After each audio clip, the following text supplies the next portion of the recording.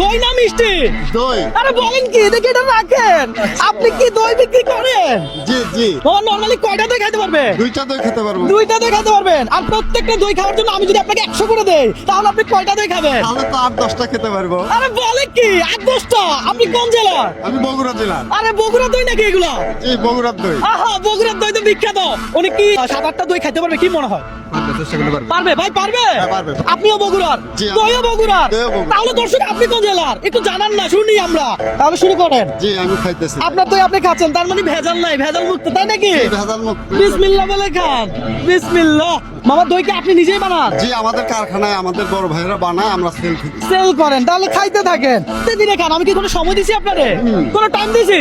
Unlimited, যতক্ষণ খুশি ততক্ষণ খান, কোনো সমস্যা নাই। চাচি আপনি খাবেন একটা?